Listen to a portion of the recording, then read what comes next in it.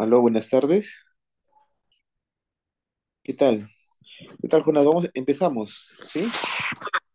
Ya. Bueno, buenas tardes con todos. Lamentablemente el doctor Prudencio no va a poder estar en esta clase, ha tenido un inconveniente. Eh, ¿Me escuchan ahí claramente? Sí, doctor. Ya, perfecto, empezamos. El tema 14, preparado por el doctor Prudencio, se refiere a medidas de asociación. Las medidas de asociación se refieren a a una métrica, a una forma de medir un factor si este es protector o de riesgo. Y para eso se utiliza una cuantificación que vamos a ver a continuación. Es relativamente lo que hemos estado conversando en las clases pasadas en relación al riesgo relativo y el odds ratio. Entonces, prácticamente va a ser como una especie de repaso de lo que ustedes ya estimo tienen bastante claro, ¿no? ¿No? Las medidas ¿cómo se llama? De asociación nos permiten, pues, comparar las tasas de prevalencia e incidencia en poblaciones distintas y permiten inferir asociaciones en relación a características puntuales, de una población, ¿no? Como un ejemplo, vamos a ver que nosotros vamos a ver cuál es el impacto del cumplimiento de la higiene de manos en las infecciones asociadas a la atención de salud, es decir, a las infecciones intrahospitalarias, ¿no? Entonces, vamos a ver cómo el cumplimiento de la higiene en manos por parte del personal de salud previene una infección, ¿no? Para esto se utiliza un recurso metodológico que es hacer una comparación. Y viéndolo de esta forma, vemos ahí, este, ¿esto es un puntero? No, no hay un puntero. ¿Existe un puntero? No existe un puntero. No. Bueno, ustedes pueden ver en el cuadro de color verde, donde vamos a comparar dos factores de riesgo. Un factor de riesgo, el cumplimiento de higiene de manos y el no cumplimiento.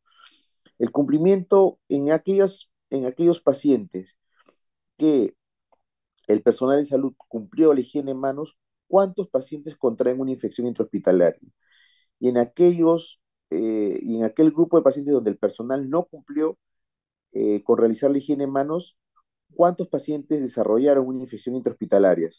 Al compararlo, al comparar, y esto simplemente es algo lógico, por lo que ya hemos conversado en relación a la política de higiene de manos, se ve que que hay más pacientes con infecciones intrahospitalarias en el grupo que no cumple con la política de higiene de manos, ¿no? Entonces, a partir de eso, se puede inferir que el no cumplimiento de la higiene de manos por parte del personal de salud está asociado a un mayor número de infecciones intrahospitalarias o infecciones asociadas a la atención en salud, ¿no? Bueno, este es un estudio también donde es más gráfico aún, ¿no? Frente a un caso índice de infección por Staphylococcus aureus, el no cumplimiento de higiene en manos, ¿no? Por parte de enfermería, ¿no? Está asociado a un 76% de adquisición. Sin embargo, cuando se practicó la higiene de manos con hexaclorofeno, solamente hubo un 30% de adquisición. Entonces, este estudio, que es un estudio antiguo, ¿no? Del año 1962, muestra claramente, pues, el ejercicio gráfico que queremos hacer de comparación entre un factor de riesgo, en este caso el no cumplimiento de higiene en manos, con la adquisición de una infección por Staphylococcus aureus, ¿no? Entonces, lo que nosotros en realidad queremos hacer es establecer la diferencia de incidencia entre aquellos expuestos y no expuestos, ¿no? Es una medida probabilística y acá nos vamos a lo que es el riesgo, ¿no? No sé si lo conversamos con algunos, creo, acerca del riesgo es la posibilidad de que ocurra algún daño, algún hecho, algún evento, ¿no? Y en este caso en salud, generalmente está tipificado como la posibilidad de morir, de enfermar o sufrir un daño en la salud. Y está relacionado a la presencia de factores que pueden determinar una mayor o menor probabilidad de que tal evento ocurra, ¿no? Para Para establecer, para hablar de riesgo, vamos a establecer yo siempre pongo un ejemplo sencillo que es en relación a la posibilidad de que, por ejemplo, vamos a establecer como ejemplo que una persona está caminando en una carretera, en la carretera central, que es la que ustedes seguramente conocen, y que seguramente frecuentan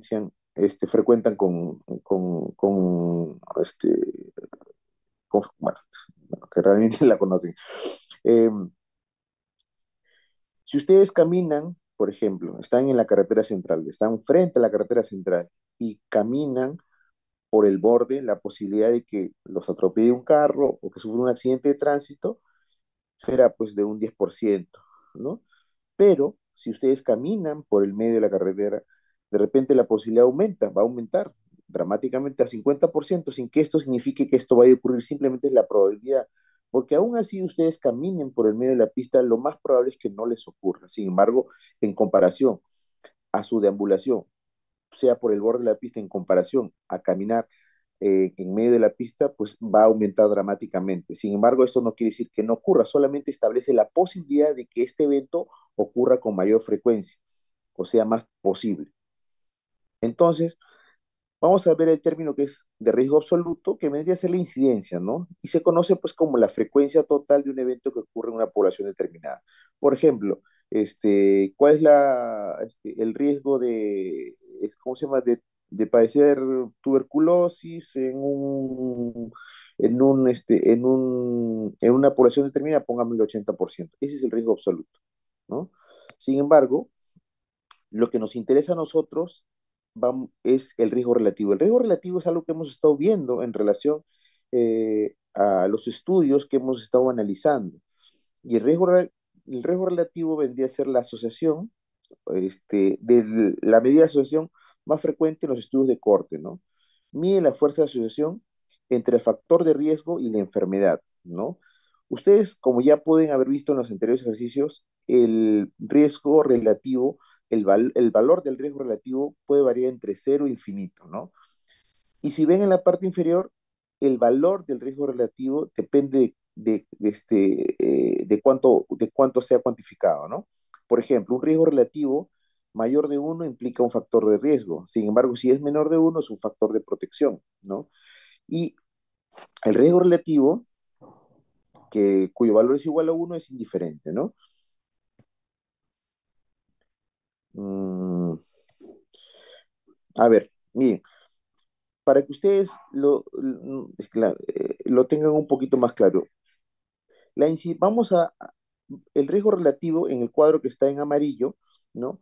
Vamos a ver un ejemplo. Imaginemos que tenemos una enfermedad, hablemos de un grupo poblacional, aquellos pacientes que tienen cáncer de pulmón y están expuestos al consumo de tabaco, son consumidores de tabaco. Entonces, si nosotros establecemos que la incidencia entre los expuestos, pongamos un número, pongamos 80%, en comparación a la incidencia entre no expuestos, pongámosle otro valor, 20%. Entonces, tendríamos un valor, al realizar la división tendríamos un valor de 4. Es decir, teníamos un riesgo relativo de 4. O sea, quiere decir que tiene 4 veces más posibilidad aquellas personas que fuman de contraer un cáncer de pulmón que aquellas que no fuman, ¿no? A eso más o menos se refiere el riesgo relativo, ¿no? Y para el cálculo, bueno, tal como lo que estamos tratando de graficar en ese ejemplo, hablamos pues que este viene a ser un cociente entre la incidencia entre expuestos y no expuestos, ¿no? ¿No? Ahora, la interpretación del riesgo relativo, ¿no? En líneas generales, cuando es menos de uno, estamos hablando de beneficios, ¿no? De efecto protector. Pero si lo queremos establecer en una línea de rangos, esto sería entre 0.0 y 0.3 un beneficio grande, 0.4 y 0.5 un beneficio moderado, entre 0.6 y 0.8 un beneficio insignificante. En los límites entre 0.1 y 1.1, pues se puede tomar que este no tiene mayor efecto, ¿no? Es indiferente. Sin embargo, a partir de 1.2 a 1,6 se considera un riesgo insignificante, de 1,7 a 2,5 un riesgo moderado y mayor de 2,6 un riesgo elevado, ¿no? Bueno, esto ya lo creo que lo conversamos en relación a los intervalos de confianza que tienen que estar, que no deben contener a la unidad para que pueda tener validez, ¿no? El loss radio vendría a ser una razón, una razón, pero relacionada a los estudios de caso y control. Su significado es similar al riesgo relativo. La misma escala que acabamos de mencionar se aplica para interpretar el all radio, ¿no? Y para que el all radio sea un buen estimador de riesgo relativo, es necesario que los controles sean representativos de la población, ¿no? Eso es algo que tienen que tomar en cuenta, ¿no? La razón de prevalencia es la mediación entre ya estudios transversales y eh, se calcula entre la cantidad de enfermos expuestos y la cantidad de enfermos no expuestos, ¿no? Bueno, el riesgo relativo, creo que este es un ejemplo bastante sencillo, ¿no? El doctor coloca un estudio sobre cáncer de pulmón y la exposición al sílice, ¿no? Que es un material que, bueno, actualmente ya no se utiliza, se utilizaba en construcciones, ¿no? Y y, ¿aló?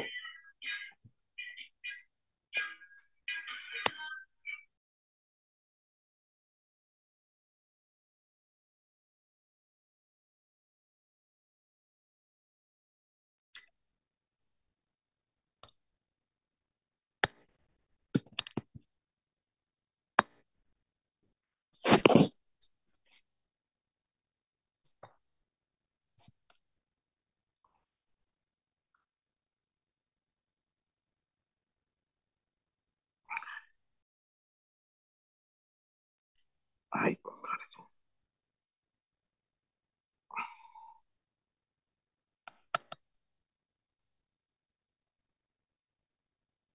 ¿Aló, se escucha? Ay,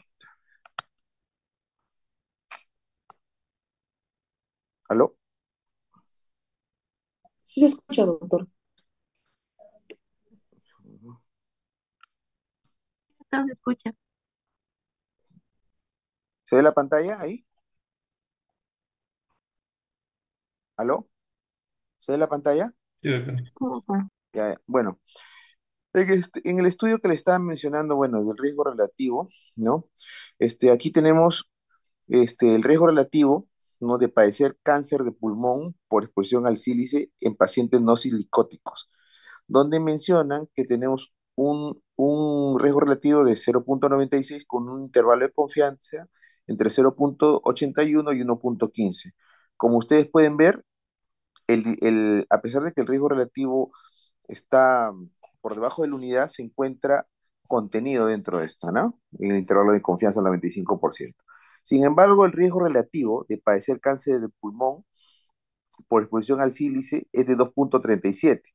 Y si ustedes pueden ver en el intervalo de confianza, este 2,37 está fuera del rango de la unidad, porque está entre 1,98 y 2,84. Esto hace que uno concluya que en pacientes silicóticos, ¿no? La exposición al sílice es un factor de riesgo de cáncer, ¿no? Bueno, eso es lo que hemos estado conversando, creo, en anteriores oportunidades. La medida de efecto son medidas de asociación que permiten identificar factores relacionados a mayor riesgo, ¿no? Sobre estos factores se diseñan intervenciones para que se pueda disminuir esto, ¿no? En realidad, hay diferentes medidas, como es el riesgo atribuible, ¿no? Que es una medida que donde eh, se calcula a partir de la incidencia acumulada entre los grupos de los grupos expuestos y los grupos no expuestos, ¿no?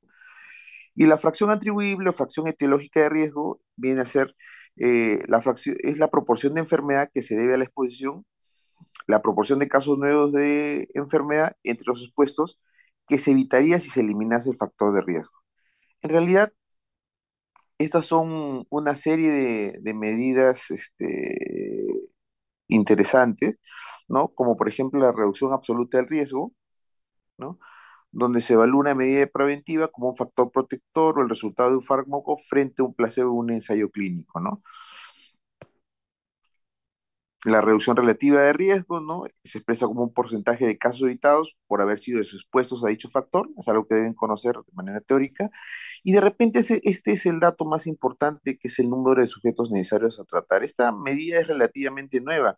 Más o menos esto se empezó a ver en los ensayos clínicos, en los análisis a partir del año 98, más o menos, 80, no, 88, 80, la década de los 80, donde el número necesario a tratar implica que el valor del número necesario a tratar es el número de personas que tú requieres para ver un efecto positivo de un medicamento en comparación con un placebo. Por ejemplo, si tú tienes un número necesario a tratar, imaginemos un valor como 20, quiere decir que tú para obtener un resultado de un medicamento requieres tratar 20 personas. Pero si tú tienes un número necesario a tratar de 2 personas, quiere decir que tú necesitas solamente darle tratamiento a 2 personas para ver el efecto del medicamento. Definitivamente, comparar el número necesario a tratar de 2 personas en comparación al número necesario a tratar de 20, pues implica una gran ventaja, ¿no? Todos estamos de acuerdo en que utilizaríamos el medicamento que tiene el menor número necesario a tratar. El ideal es que sea el valor de uno, pero casi nadie, no se consigue eso. Pero en general, la mayoría de medicamentos tienen, cuanto más, cuanto más cercano sea el número necesario a tratar a uno, es mucho mejor, ¿no? Cuanto más se aleje de la unidad, pues quiere decir que no hay mucha diferencia entre usar un placebo y usar un tratamiento determinado, ¿no? ¿No? Y el número necesario, ahí hay otro término que está en justamente relación al número de sujetos a tratar, es el número de sujetos necesario para dañar, ¿no? Este se calcula de forma similar al número necesario a tratar, pero a diferencia de esto, se emplea para conocer cuántos sujetos se deben tratar para que aparezca un efecto adverso. En este caso, el número de sujetos necesario a dañar debería ser un número bastante alto, ¿no? Cuanto más alto sea, es mejor, porque quiere decir que se requiere una mayor cantidad de personas para tener un efecto deleterio de un determinado fármaco, ¿no? ¿No? Como en la medida de asociación, las medidas de impacto, los resultados se suelen acompañar igualito de un intervalo de confianza, ¿no? Y se calculan bajo el mismo principio, ¿no? El número necesario a tratar siempre se pregunta de la misma forma, ¿no? ¿O cuántos pacientes se debería tratar para conseguir un evento? Eso lo tienen que tener como premisa. El número necesario a tratar es tanto mejor cuanto menor sea. Lo que les estaba comentando, cuando sea cercano a uno es mejor, aunque nadie, pues, no. El RR y el riesgo atribuible sirven para cuantificar la relevancia clínica de una medida terapéutica y su cálculo se realiza mediante una resta de incidencias. El riesgo atribuible y ay, si no me acuerdo, cuantifican la enfermedad, cuando a la enfermedad se debe un factor de riesgo en el grupo de sujetos expuestos a dicho factor. Lo más importante acá creo que es esto de acá, ¿no? Esta es, esta guía para la interpretación del riesgo relativo es, ¿cómo se llama? Es similar para el Loss Radius y la mayoría de estudios se basa, pues, como hemos conversado anteriormente, eh, en la interpretación, pues, de los valores del riesgo relativo o del Loss Radius, ¿no? Bueno, eso, más bien, esto es lo que el doctor Prudencio les quería traer. Lamentablemente ha tenido un inconveniente y no ha podido asistir a clase. Este, no sé, bueno, yo estoy justo con la hora y no sé si hubiera alguna duda o pregunta o si no lo resolvemos la siguiente clase.